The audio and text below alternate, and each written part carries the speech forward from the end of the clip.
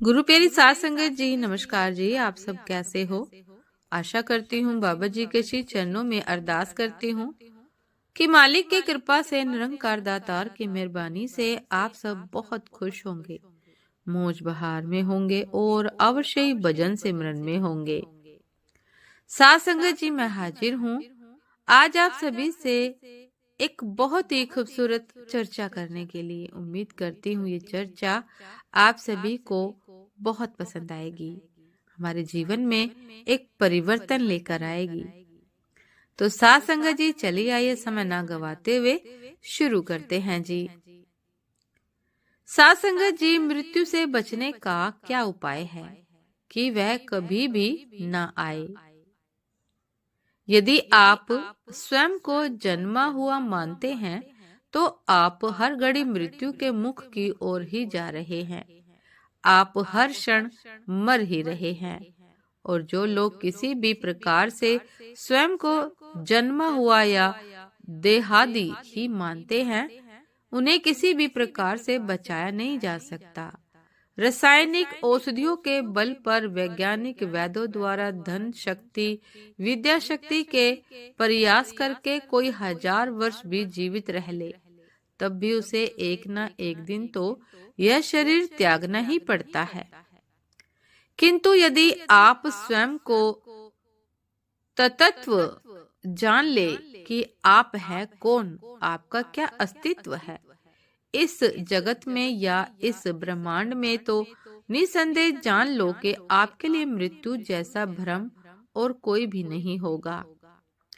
क्योंकि मूलतः मृत्यु भी एक भ्रम ही है। जिस प्रकार यह जागृत, स्वप्न व सुषुप्ति अवस्थाएं व वर्तमान, भूत व भविष्य काल आदि मनुष्यों का मानसिक भ्रम ही है, और भ्रम से बचने का एक ही उपाय है कि उस भ्रम के कारण को खोजा जाए।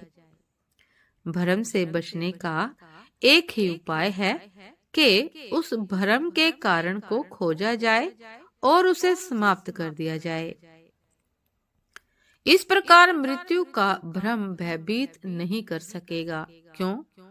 क्योंकि खोजने पर आप पाएंगे कि अंधकार में लटकते हुए जिस सावयव वस्तु को देखकर आप सर्प के कारण भ्रमित व भयभीत हो गए हैं, वह यावयव वस्तु सर्प नहीं है, वरन एक रस्सी है, जिसे अधिक अंधकार व कम प्रकाश में अच्छी प्रकार न देखने के कारण आपने ही वरन आप जैसे बहुत से लोगों ने आपसे पूर्व भी सर्प समझ लिया था और भयभीत हो गए थे।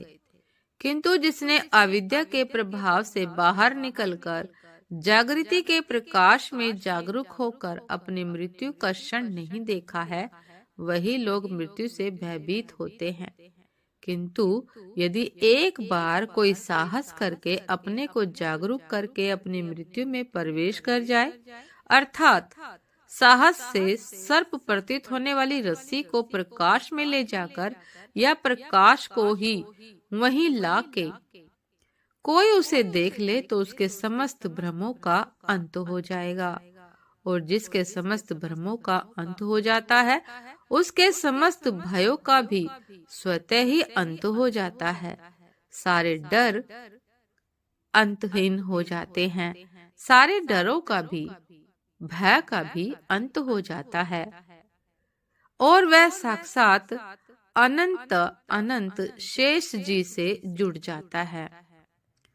वह साक्षात अनंत अनंत शेष जी से जुड़ जाता है, और जो अनंत से जुड़ जाता है वह परम चेतन पुरुष को स्वयं में ओतप्रोत व योग निद्रा में ध्यानस्थ पाता है और उनसे योग मुक्त हो जाता है।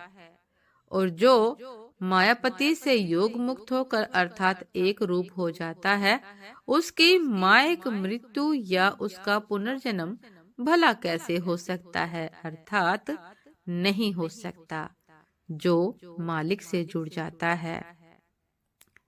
साथ संगत जी, ये थी आज की एक बहुत ही खूबसूरत चर्चा कि जीवन की सत्यता आखिर क्या है उम्मीद करती हूँ ये चर्चा आप सभी को बहुत पसंद आई होगी।